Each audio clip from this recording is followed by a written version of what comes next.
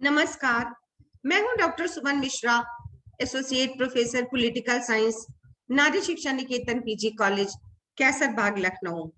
और आज मैं आपसे चर्चा करने जा रही हूं भारत के राष्ट्रीय आंदोलन की एक अत्यंत महत्वपूर्ण घटना काकोरी ट्रेन एक्शन के बारे में।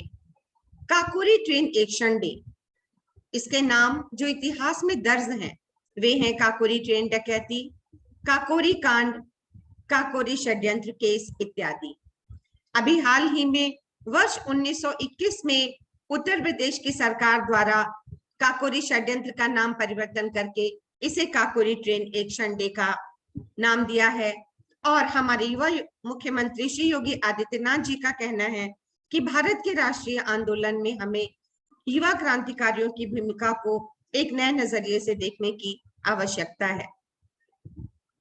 यह घटना उत्तर प्रदेश में स्थित एक प्रमुख कस्बे काकोरी से संबंधित है, जो आप देख सकते हैं इस उत्तर प्रदेश के नक्शे में लखनऊ से करीब 16 किलोमीटर की दूरी पर स्थित है। इस नक्शे में आप देख सकते हैं कि मध्य में लखनऊ स्थित है, जो कि उत्तर प्रदेश की राजधानी है। इससे थोड़ी ही दूर पर शाहजहांपुर नामक स्थान है और इन दोनों के बीच में ही एक छोटा स्थान है काकोरी, जो कि लखनऊ से करीब 16 किलोमीटर की दूरी पर है। आप इसको इस तरह से देख सकते हैं कि शाहजहांपुर और लखनऊ, इन दोनों के बीच में ना होकर के काकोरी एक ऐसा कस्बा, एक छोटा सा स्थान है जो लखनऊ के अधिक नजदीक है। और जिस घटना की आज हम बात कर रहे हैं वह घटना 9 अगस्त की रात को घटित होती है। 9 अगस्त 1925 को शाहजहांपुर से लखनऊ को जाने वाली नंबर 8 ट्रेन में, ये ट्रेन शाहजहांपुर से चलकर लखनऊ को आ रही थी। बीच में काकोरी नामक स्थान पर आप देख सकते हैं, ये काकोरी रेलवे स्टेशन की फोटो है, जो कि आधुनिक समय की तस्वीर है। और जिसका हम जिक्र कर रहे हैं वो लगभग आज से 97 वर्ष पूर्व की घटना है। उस समय काकोरी एक छोटा सा गांव हुआ करता था, तो हो सकता है कि उस समय स्टेशन का रूप इससे और भी अधिक छोटा ही रहा हो, परंतु यह एक प्रतीकात्मक तस्वीर है। जैसा कि मैंने आपको बताया कि शाहजहांपुर से लखनऊ को नंबर 8 ट्रेन रवाना हुई, जो कि एक पैसेंजर ट्रेन थी और शाहजहांपुर से लखनऊ को जाने वाले लगभग सभी रास्तों पर रुक रही थी। इसी ट्रेन में काकोरी के पास एक सशस्त्र ट्रेन डकैती हुई और ये ट्रेन डकैती कोई मामूली डकैती नहीं थी। ये डकैती डाली गई थी भारत के कुछ युवा क्रांतिकारियों के द्वारा, जो अत्यंत जांबाज थे और उन्होंने इस ट्रेन को लूट करके सरकारी खजाने को वहां से हस्तगत करके अपनी क्रांतिकारी गतिविधियों को अंजाम देने के लिए एक मजबूत प्लान बनाया था। इस ट्रेन डकैती में क्रांतिकारियों के पास हथियार भी थे, जैसा कि आप देख सकते हैं जर्मन माउजर गन है, जिसका प्रयोग इस घटना में किया गया। जब काकोरी के पास ट्रेन को रोका गया तो उस समय जो युवा क्रांतिकारी दल वहां पर उस घटना में प्रमुख रूप से, सक्रिय रूप से भाग ले रहा था, उसका नाम था हिंदुस्तान रिपब्लिक एसोसिएशन। इसकी स्थापना 1923 में श्री राम प्रसाद बिस्मिल के द्वारा की गई थी। आगे चलकर इसका नाम बदलकर हिंदुस्तान सोशलिस्ट रिपब्लिकन एसोसिएशन कर दिया गया और इस तरह से इसके नाम के साथ समाजवादी शब्द भी जुड़ गया। तो हिंदुस्तान रिपब्लिकन एसोसिएशन वह प्रमुख संगठन था जो काकोरी कांड में भाग ले रहा था। इस ट्रेन डकैती के प्रमुख उद्देश्य क्या थे? इसका प्रमुख उद्देश्य था इसमें लदे हुए सरकारी खजाने को लूटना और उस धन से संगठन की क्रांतिकारी गतिविधियों के लिए हथियार खरीदना। दूसरा प्रमुख उद्देश्य था अंग्रेज सरकार को चुनौती देना और तीसरा था भारतीयों में क्रांतिकारी आंदोलन के प्रति जन समर्थन जुटाना, क्योंकि कहीं ना कहीं भारत के जन सामान्य में क्रांतिकारी लोगों को लेकर उनकी भूमिका को थोड़ा संदेह की दृष्टि से देखा जाता था और कई बार ऐसा माना जाता था कि ये अपने रास्ते से भटके हुए युवा हैं जो अपने आंदोलन में हिंसा का प्रयोग कर रहे हैं। लेकिन ऐसा एकदम से नहीं था। ये क्रांतिकारी भी उतने ही देशभक्त थे जितने की अन्य माध्यमों से आजादी की लड़ाई में भाग लेने वाले लोग या संगठन। इन्होंने जो रास्ता चुना था वो रास्ता कठिन भी था और खतरनाक भी, लेकिन उसका उद्देश्य भी वही था, देश की आजादी। इस योजना का सूत्रपात हुआ श्री राम प्रसाद बिस्मिल के द्वारा। एक दिन की बात है, वे ट्रेन से शाहजहांपुर से लखनऊ की यात्रा कर रहे थे। एक स्टेशन पर उन्होंने स्टेशन मास्टर को ट्रेन में गार्ड के डिब्बे में पैसों का थैला रखते हुए देखा। ये उस आमदनी का पैसा था जो स्टेशन की दिन भर की होती थी, और जब उस स्टेशन से ट्रेन होकर के गुजरती थी तो वहां पर स्टेशन मास्टर उस डब्बे को गार्ड के डब्बे में रखे हुए एक लोहे के संदूक में जमा करवा देते थे। फिर राम प्रसाद बिस्मिल जब गौर से देखते गए तो उन्होंने पाया कि लगभग हर स्टेशन पर गार्ड के डिब्बों में पैसों का थैला रखा जाता है, जो कि वहां के स्टेशन मास्टर के द्वारा लाया जाता है, और साथ ही इसमें बहुत अधिक सुरक्षा व्यवस्था नहीं थी। जब लखनऊ स्टेशन पहुंचे तो उन्होंने गाड़ी का नंबर और समय इत्यादि नोट कर लिया, और उसी समय उनके मन में उस सरकारी खजाने को लूटने का विचार आ गया। लेकिन सोचना जितना आसान था उतना करना नहीं था, क्योंकि इसके लिए बहुत बड़े संगठित रूप में एक योजना को बनाने की आवश्यकता थी, और बहुत लोगों की आवश्यकता थी जो उनकी इस गतिविधि में उनका साथ देते। इसलिए उन्होंने अपने बहुत आत्मिक दोस्त अशफाक उल्लाह खान को अपने साथ शामिल किया, और साथ ही अन्य लोगों को लेकर उन्होंने अपनी योजना का खुलासा किया।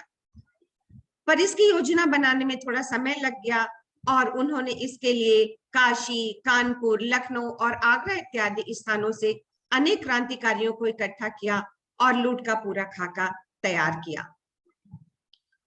इस काकोरी कांड में बिस्मिल के प्रमुख सहयोगी थे अशफाक उल्लाह, मनमथ नाथ गुप्ता, चंद्रशेखर आजाद, केशव चक्रवर्ती, राजेंद्र नाथ लाहिड़ी, मुकुंदी लाल, रोशन सिंह, मुरारी लाल, शचिंद्र बख्शी, बनवारी लाल। इन सभी लोगों ने योजना का एक दिन निश्चित किया, और वो दिन था 8 अगस्त। परंतु किसी कारणवश 8 अगस्त को उनकी ये योजना फलीभूत नहीं हो सकी, क्योंकि जब ये लोग 8 अगस्त को शाहजहांपुर स्टेशन पहुंचे तो वो ट्रेन पहले ही छूट चुकी थी। इसलिए इन लोगों ने 9 अगस्त का समय चुना। 9 अगस्त को करीब 10 क्रांतिकारी शाहजहांपुर से लखनऊ जाने वाली ट्रेन में सवार हुए। ट्रेन जब काकोरी स्टेशन के निकट पहुंच रही थी तभी राजेंद्र नाथ लाहिड़ी और शचिंद्र बख्शी ने चेन खींचकर ट्रेन रुकवा दी। इसी समय कुछ क्रांतिकारियों ने गार्ड को अपने कब्जे में ले लिया। पैसों से भरे हुए संदूक को डिब्बे से नीचे उतार लिया गया, और हथौड़े से उसे तोड़कर उसमें रखे हुए लगभग 8,000 रुपए लूट लिए गए। सभी यात्रियों से कहा गया कि उनका उद्देश्य किसी यात्री को लूटना या नुकसान पहुंचाना नहीं है। लेकिन दुर्भाग्य की बात है कि क्रांतिकारियों और गार्ड के बीच जो गोलाबारी हो रही थी उसमें अचानक एक यात्री अहमद अली की गोली लगने से मौत हो गई। इस घटना से ब्रिटिश सरकार में बहुत हलचल मच गई। क्रांतिकारियों की धरपकड़ के लिए देशव्यापी अभियान छेड़ दिया गया, और कहा जाता है कि क्रांतिकारियों का पता लगाने के लिए न्यू स्कॉटलैंड यार्ड पुलिस का भी सहारा लिया गया।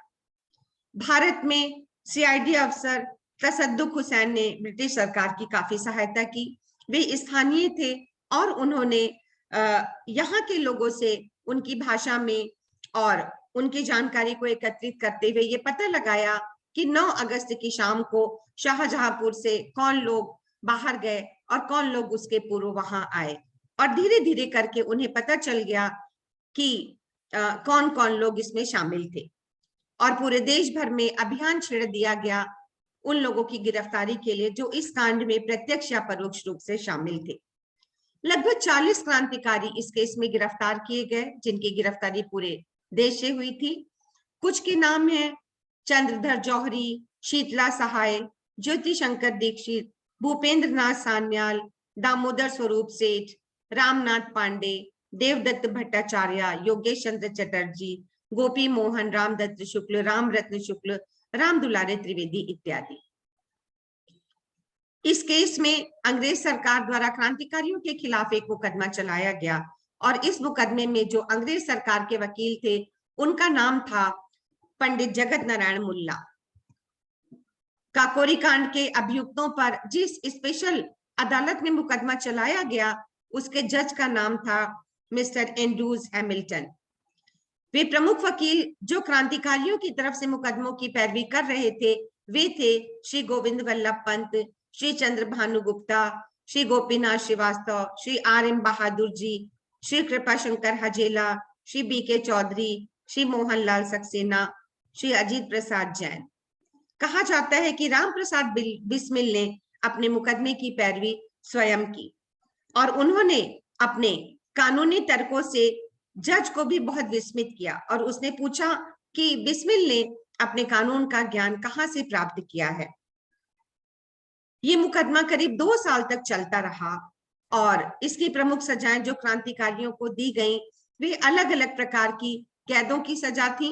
आप देख सकते हैं कि किसी को 14 साल की कैद दी गई तो किसी को 10 साल की, किसी को 7 साल की, किसी को 5 साल की, किसी को 4 साल की। कुछ ऐसे लोग जिन्होंने ब्रिटिश सरकार से माफी मांगी और जिन्होंने किसी भी तरह से सरकार की मदद की उनकी कैद को कम कर दिया गया और ऐसे लोगों से सरकार ने कई सूचनाएं एकत्रित की। वे क्रांतिकारी जिन्हें काला पानी भेजा गया, अंडमान और निकोबार की पोर्ट ब्लेयर में स्थान में सेल्युलर जेल है जिसे कि काला पानी के नाम से भी जाना जाता है, वहां पर 2 लोगों को भेजा गया। उनके नाम थे शचींद्र बख्शी और शचींद्र नाथ सान्याल। लेकिन काकोरी कांड का सबसे प्रमुख निर्णय क्या था? सबसे प्रमुख निर्णय था 4 लोगों को मृत्यु दंड। आप देख सकते हैं कि कुछ लोगों को छोड़ भी दिया गया था जिनके खिलाफ कोई साक्ष्य नहीं मिल पाए थे, लेकिन जिन 4 लोगों को मृत्यु दंड दिया गया उनके नाम थे श्री राम प्रसाद बिस्मिल, श्री अशफाक उल्लाह खान, ठाकुर रोशन सिंह और श्री राजेंद्र नाथ लाहिड़ी।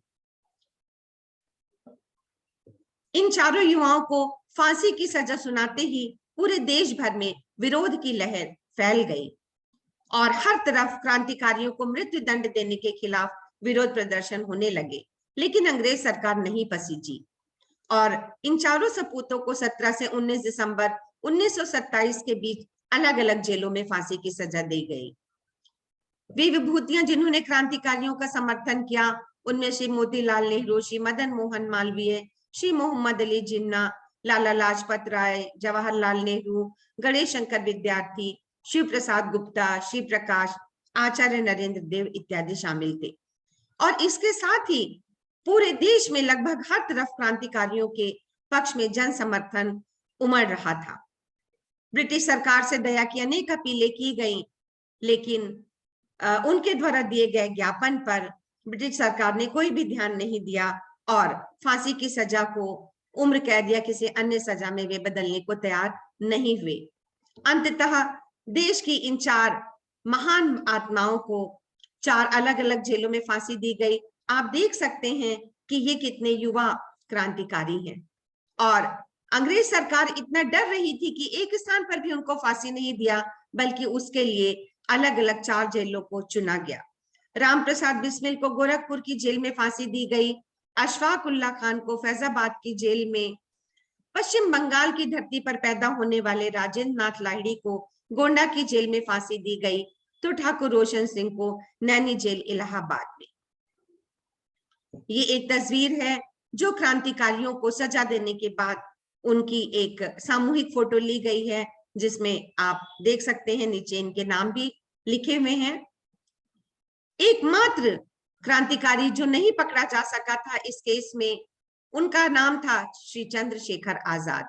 इनका जन्म 23 जुलाई 1906 को हुआ था और वे अपने मृत्यु पर्यंत आजाद ही रहे।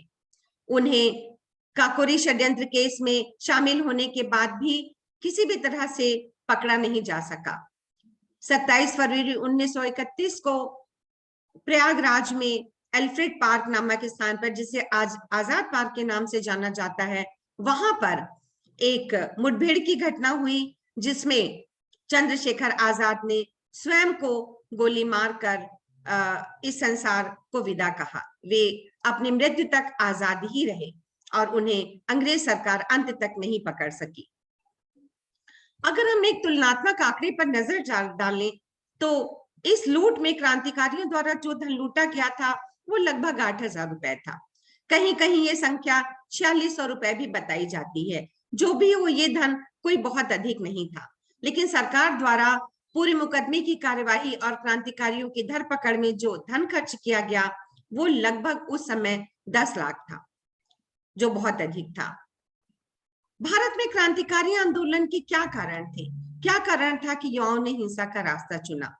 आप सभी जानते हैं कि 1922 में चौरी चौरा कांड के बाद महात्मा गांधी ने असहयोग आंदोलन को वापस ले लिया।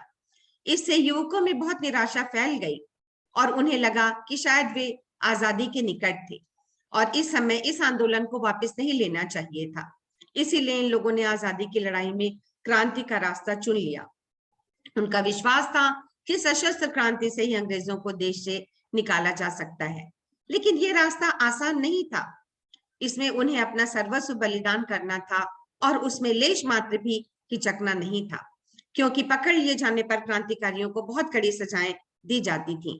आज जब हम आजादी का अमृत महोत्सव मना रहे हैं, पूरे देश में जश्न का माहौल है, तो ऐसे में भारत के इन युवा क्रांतिकारियों की भूमिका का एक आकलन किए जाने की आवश्यकता है। आज जरूरत है कि हम उनकी भूमिका को, उनके दिए किए गए त्याग को समझें और ये देखें कि उन्होंने ये कठिन रास्ता चुना तो क्यों चुना। आखिर वे भी तो हमारे ही जैसे लोग थे, उनके भी कुछ सपने थे, उनके घर वालों के, उनके भी कुछ आकांक्षाएं, कुछ उनके पीछे उनकी आंखों में सपने और अपने जीवन के लिए कुछ योजनाएं भी तो थी, लेकिन फिर भी उन्होंने अपने जीवन को बलिदान कर दिया और हंसते हंसते फांसी की फंदे को चूम लिया। तो आजादी के अमृत महोत्सव में आज हम उनके त्याग और बलिदान को याद रखें और उनके बलिदान को सर नवाएं। भारत के युवाओं को आज इस त्याग से, इस बलिदान से सीखने की आवश्यकता है। हमें अपनी आजादी को संभाल कर रखना है। देश की अंदरूनी जो बुराइयां हैं उन्हें भी ठीक करने में हमें आगे बढ़ना है और देश की बाहर की ताकतें जो हमें दबाना या कुचलना चाहती हैं उनका भी हमें डट कर मुकाबला करना है। एक और बात जो मैं अपने युवाओं को और अपने बच्चों को बताना चाहूंगी वो है इन दो लोगों की दोस्ती के बारे में, जो दोस्ती की अटूट बेमिसाल दास्तान है, अशफाक उल्लाह खान और राम प्रसाद बिस्मिल। आप देख सकते हैं कि भारत की सरकार ने ये 2 रुपए का डाक टिकट इन क्रांतिकारियों के ऊपर जारी किया है। ये दोनों अभिन्न मित्र थे, 2 अलग धर्मों और संप्रदायों को मानने वाले, 2 अलग पूजा पद्धतियों में विश्वास करने वाले, लेकिन मृत्यु पर्यंत उनकी दोस्ती को कोई आंच नहीं आई। दोनों ही बेमिसाल शायर थे। कहते हैं कि अशफाक उल्लाह खान की जब मृत्यु हुई तो उनके लबों पर नाम था हे राम, और ये राम और कोई नहीं, उनका प्रिय दोस्त राम प्रसाद बिस्मिल ही था। इसी के साथ मैं आपसे ये अपील करना चाहूंगी कि वर्तमान भारत में हमें सांप्रदायिक सौहार्द की भी अत्यंत आवश्यकता है। भारत एक विविध धर्मी बहुभाषी देश है, विभिन्न संस्कृतियां हैं और हम सब साथ मिलकर के ही सफल हो सकते हैं और आगे बढ़ सकते हैं। इन्हीं शब्दों के साथ मैं अपनी वाणी को विराम देती हूँ। वंदे मातरम, जय हिंद, जय भारत।